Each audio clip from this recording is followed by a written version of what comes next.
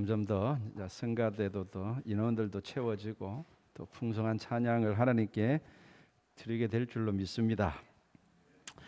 자, 오늘 우리가 읽은 이 본문은 여러분들도 잘 아시다시피 예수님이 빌라도 앞에서 재판받는 장면이죠. 그런데 오늘은 예수님에게 포커스를 제가 맞추지 않고 오늘 등장하는 인물들, 그중에 특별히 빌라도라는 사람과 또 유대인 군중의 포커스를 맞춰서 하나님께서 우리에게 주시는 메시지를 좀 듣고자 합니다. 이때 당시 유다를 다스리던 로마의 총독이 빌라도죠. 빌라도가 그때 이제 로마 총독에게 보낸 빌라도의 보고서라는 문서가 있습니다. 이 보고서는 현재 터키의 성소피아 사원에 소장되어 있다고 합니다. 우리나라에도 번역되어 있습니다. 아주 작은 소책자인데 그 보고서의 마지막에 보면은 빌라도가 이렇게 말합니다. 십자가 옆에서 말커스, 이 말커스는 그때 그 십자가 처형을 지휘한 로마의 백부장 이름입니다. 십자가 옆에서 말커스가 말한 것처럼 저는 진실로 나사렛 예수가 하나님의 아들이었다고 말씀드리고 싶습니다. 네, 그렇게 보고를 올렸어요. 그러니까 빌라도도 예수 믿었다 이렇게 보기는 어렵고 어쨌든 예수님을 하나님의 아들로 인정하는 그런 뉘앙스를 풍기죠. 오늘 재판 과정에서도 이 세 번이나 반복해서 말하죠. 나는 그에게서 아무 죄도 찾지 못하였노라. 세 번이나 반복해서 그렇게 예수님의 무죄에 대해서 말합니다. 그처럼 빌라도는 예수님이 무죄임을 분명히 알고 있었고, 더 나아가서 아까 우리가 빌라도의 보고서에서 본 것처럼 하나님의 아들이었다는 놀라운 고백까지 하게 되죠. 그럼에도 불구하고 안타까운 것은 예수 그리스도에 대한 그의 그런 지식이 그로 하여금 진리를 따르게 하는 것은 아니었다는 거예요. 이게 참 안타깝죠. 예수님이 죄인이 아니라는 것도 알았고 어쩌면 하나님의 아들일지도 모르겠다고 고백했지만 그러나 그의 생각과 그의 그런 지식이 그로 하여금 진리를 따르게 한 것은 아니다 하는 겁니다. 여기서 우리가 중요한 교훈 한 가지를 발견할 수 있습니다. 진리를 안다고 해서 모두 다 그 진리를 따르는 것은 아니라는 거예요. 빌라도 안에는 진리를 따를 수 없도록 만드는 그 무언가가 있었습니다. 그것이 해결되지 않고서는 진리를 안다 하여도 그 지식은 무용지물이 될 가능성이 많습니다. 여러분, 사람에게는요 누구에게나 다 한두 가지 좀 아킬레스건이 있죠. 그죠? 약점이 있을 수 있습니다. 사람마다 뭐 다 다를 수 있죠. 그러나 한두 가지 정도는 다 약점, 아킬레스건이 있어요. 이 세상에는 전혀 빈틈도 없고 약점도 없고 모자람이 없는 사람이란 없습니다. 그런 사람은 있을 수가 없어요. 예수님 외에는 없습니다.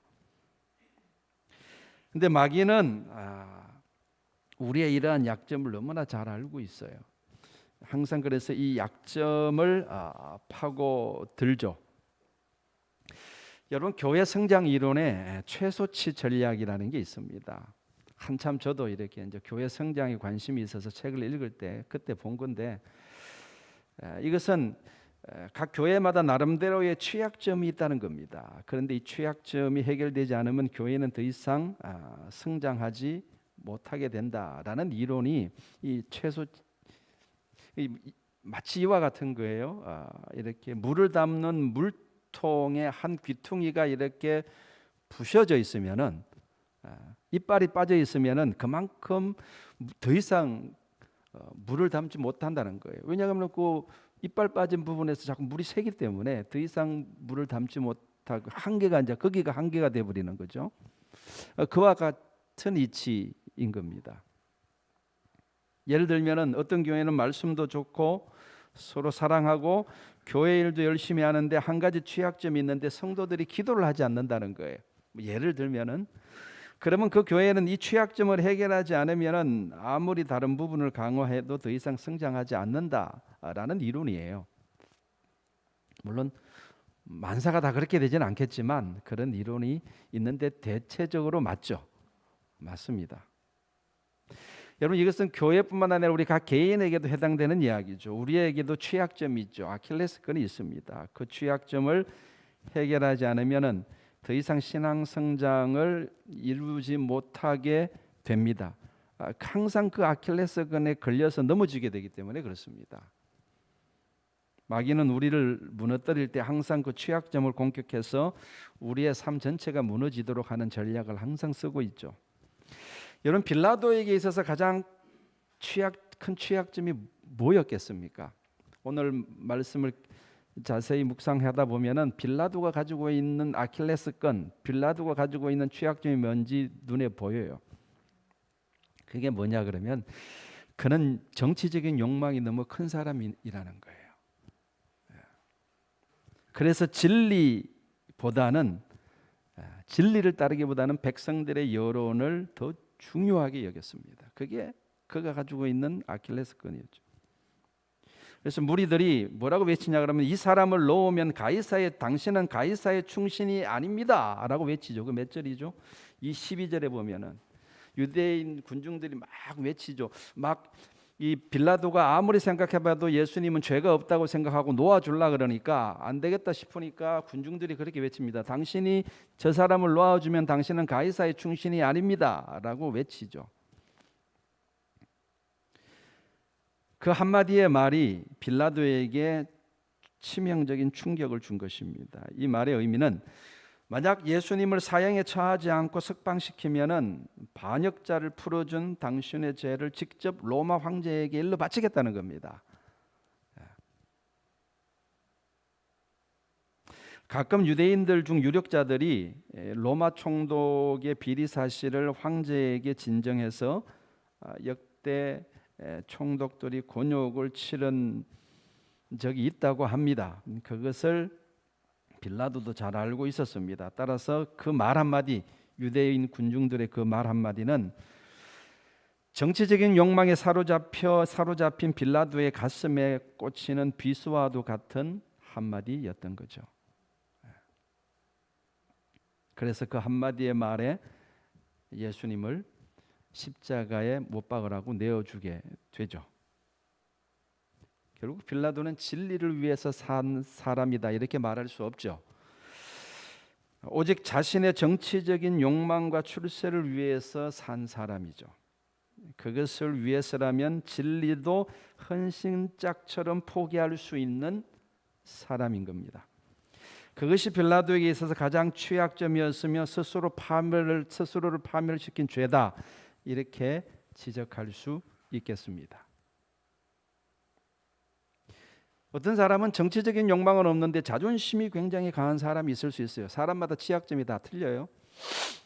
근데 그 사람에게 있어서 아킬레스건은 뭐냐? 자존심의 상처를 받는 겁니다. 그래서 그는 다른 것은 다 참아도 자신의 자존심을 손상시키는 것에 대해서는 참지 못해요. 누군가가 자신의 자존심을 건드리면 폭발해 버리는 겁니다. 웬만한 일에 폭발하지 않는데 그것만 건드리면 폭발을 해요. 그때는 하나님도 안 보이고 예수님도 안 보이는 겁니다. 그런데 마귀는 또 그걸 너무나 잘 알고 있어요. 그래서 그 사람을 공격할 때는 항상 이 자존심을 건드리는 겁니다. 왜냐하면 이 사람은 그 자존심만 건드려 놓으면 진리마저도 포기할 수 있는 것들을 알기 때문에 그런 거예요. 사람마다 아킬레스건이 다 다르다 그랬죠. 나름대로의 약점을 다 가지고 있습니다. 그래서 이 약점, 이 아킬레스건을 신앙으로 극복하느냐 극복하지 못하느냐 하는 것이 저와 여러분 앞에 놓인 숙제입니다. 이 약점을 신앙으로 극복할 수 있기를 주의 이름으로 축원합니다. 여러분, 내 안에 물질에 대한 욕심이 가득 차 있으면요, 그 욕심을 과감히 버릴 수 있어야 합니다. 금식을 했으라도 이 문제를, 이 취약점을 해결할 수 있어야 됩니다. 그렇지 않으면요, 나 또한 빌라도처럼 진리를 포기할 수 있음을 알아야 합니다. 빌라도의 이야기가 아니죠. 그 빌라도를 통해서 나를 보는 거예요. 나에게 아직 자존심이 죽지 않았다면은 하나님께 간절하게 기도해서 자존심을 죽일 수 있어야 합니다. 안 그러면 그것 때문에 이 자존심을 포기 못해서 진리를 포기할 수 있는 그런 자리에 이를 수도 있다는 겁니다. 그 외에도 내 안에 나를 무너뜨릴 수 있는 아킬레스건이 있다면은 하나님께 도움을 받아서 그 문제를 해결해야 합니다. 여러분, 진리를 포기하고 예수님을 버리는 것은 나에게 예수님에 대한 지식이 없기 때문이 아닙니다. 그것은 아직 나를 넘어뜨릴 수 있는 아킬레스건이 나에게 존재하기 때문입니다. 이 문제를 해결하지 못하면은, 이 약점을 극복하지 못하면은 우리는 결정적인 순간에 빌라도처럼 예수님을 버릴 수 있습니다. 결정적인 순간에 마귀의 공격에 무너질 수 있습니다. 이것을 알아야 합니다. 빌라도는 그러한 가능성을 우리에게 보여주고 있는 겁니다.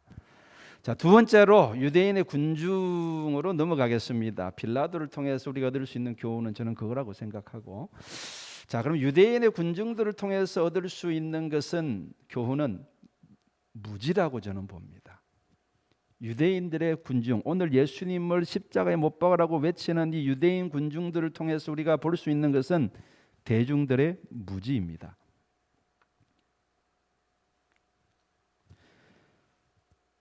자, 11절을 같이 다시 한번 읽어볼까요? 11절 예수님이 하신 말씀인데 11절 시작.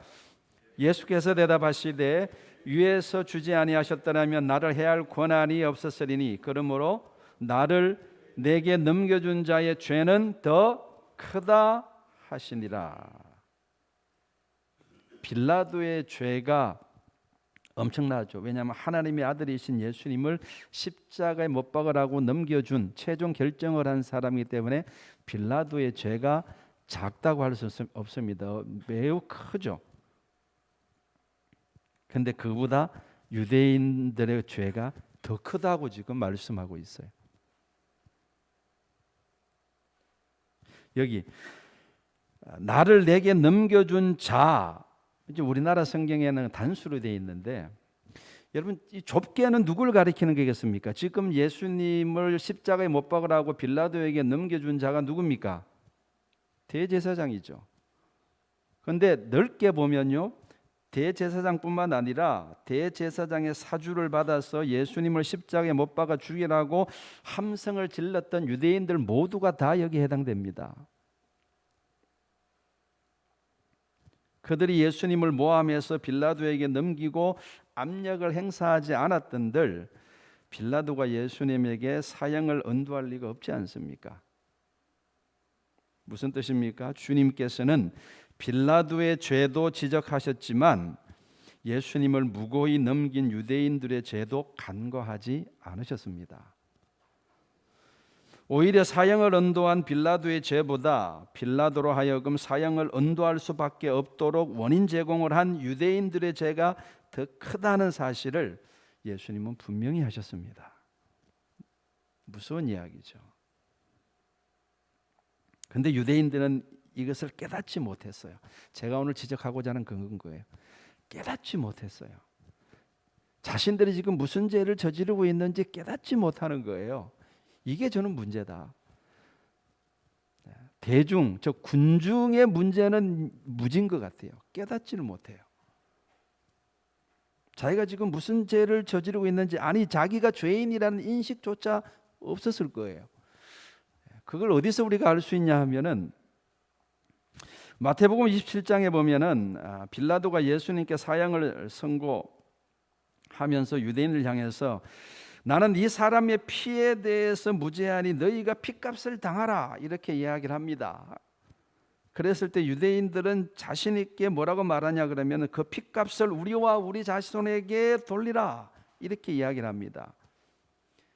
그렇게 말하는 이유가 뭘까요? 그렇게 당당하게 말하는 것은 자기들이 무죄라고 생각한 거예요. 자기들에는 아무리 우리에게 핏값을 돌려도 그것이 우리에게 응하지 않을 것이라고 믿었던 거예요. 자기가 무죄라고 생각하기 때문에, 그러니까 자신 있게 그렇게 이야기하는 거예요. 빌라도가 너희가 핏값을 당하라 했을 때 그런 일이 결코 자기들에게 일어나지 않을 거라고 확신했던 겁니다. 왜냐하면 스스로 죄인이라고 생각하지 않기 때문에. 그런데 역사는 어떻게 전개되었습니까? 그들은 나라를 잃어버리게 되고 온 세계를 나라 없이 유리하며 2000년 동안이나 이렇게 이방인으로 각 나라에 흩어져 살아야 되고 이렇게 수많은 사람들이 죽는 고통의 삶을 살아야 했죠.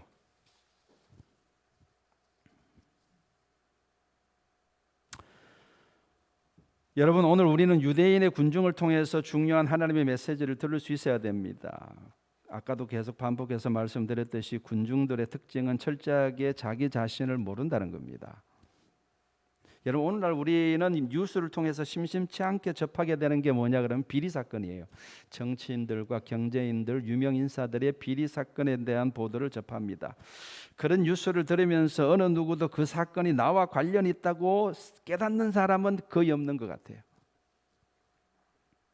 모두 다 그 비리 사건에 연루된 정치인이나 경제인을 십자가에 못 박으라고 외칠 뿐이지, 저 사람을 십자가에 못 박으라고 외치기는 하는데, 그리고 그런 놈들 때문에 이 나라가 이 모양 이 꼴이라고 성토를 하죠. 그러나 정작 내가 그 원인 제공자일지도 모른다는 생각은 전혀 하지 않습니다.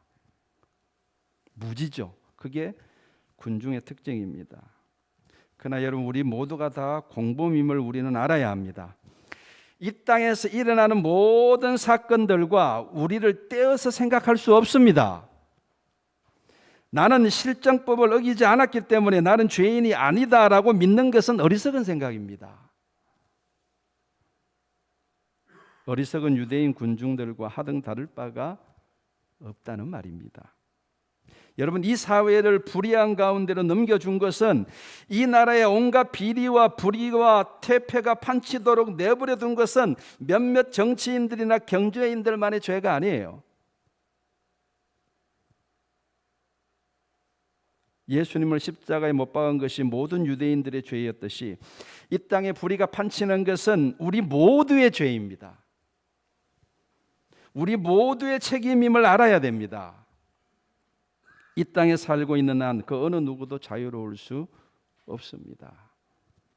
따라서 우리는 뉴스나 신문을 통해서 비리 사건을 접하게 될 때 그들을 비난하고 욕할 것이 아니라, 물론 그렇게 할 수 있죠. 그러나 거기서 그칠 것이 아니라 우리 그리스도인들은 어떻게 해야 됩니까? 그것이 나 때문이라고 생각하고 우리가 회개하고 통회해야 될 줄로 믿습니다. 그것이 진정한 그리스도인의 모습이지 않겠습니까? 우리는 불신자들에게서 그것을 기대할 수 없습니다. 그들은 하나님의 은혜가 임하지 않기 때문에 죽었다 깨어나도 그걸 깨달을 수 없습니다. 이거를 깨닫는 것은 하나님의 은혜가 임할 때만 깨달을 수 있는 겁니다. 하나님의 자녀들인 우리는 그렇게 해야 하는 겁니다. 그렇게 할 때 이 땅에 하나님의 구원의 역사가 임하게 될 줄로 믿습니다. 저 정치인이 정신을 똑바로 차리고 죄를 짓지 않으면 이 나라가 바로 될 것이라는 생각은 무지입니다. 우리가 다 공범임을 자인하고 우리가 회개하고 하나님 앞에 엎드릴 때 그때 하나님의 구원의 은혜가 이 땅 가운데 임할 줄로 믿습니다. 오늘날 우리 사회의 청소년 문제는 위험 수위를 이미 넘어섰죠. 청소년들의 심성은 날이 갈수록 황폐화되고 있고 정서는 더욱더 불안해지고 은행은 점점 거칠어져 가고 있습니다. 내 자식은 착하니까 나는 무죄다? 이거 무지라는 거예요. 내 자식은 착하니까 나는 무죄다? 물론 세상의 법정에서는 나는 무죄죠. 나는 그 청소년들의 범죄에 직접적으로 그 범죄를 조장한 일도 없고 나와는 상관없는 아이들이기 때문에 나는 세상 법정에서는 무죄입니다. 그러나 하나님의 법정에서는 다르다는 사실을 잊어서는 안 됩니다. 하나님께서는 오늘날 이 땅의 청소년들이 병들 수밖에 없도록 병든 사회를 만들어 놓은 우리 모든 어른들에게 유죄를 선고하시고 중형을 언도하실 겁니다. 누가 자유로울 수 있습니까? 누가 이 사회를 이렇게 만들었습니까? 바로 우리 어른들이 아닙니까? 우리 모두가 다 병든 아이들의 원인이요 동기 아닙니까? 이러고도 우리의 어린이들이 바르게 자라기를 바라고 청소년들이 건전하게 성장하기를 바란다면은 이보다 더 큰 자가당착이 어디 있겠습니까? 오히려 이 열악한 환경 속에서 이 퇴폐한 환경 속에서도 불구하고 정말 참되고 바르게 자라나는 아이들이 있다면 우리는 그 아이들 앞에서 무릎 꿇고 감사해야 되지 않겠습니까?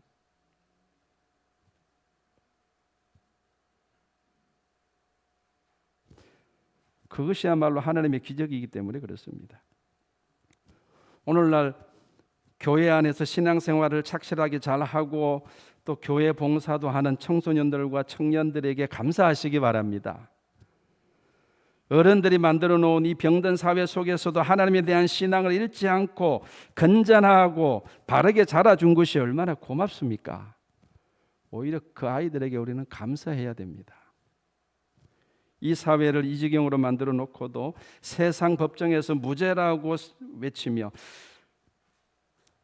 그리고 하나님 앞에서도 무죄라고 믿는다면은 그 사람은 어리석은 유대인 군중과 하등 다를 바가 없다는 말입니다.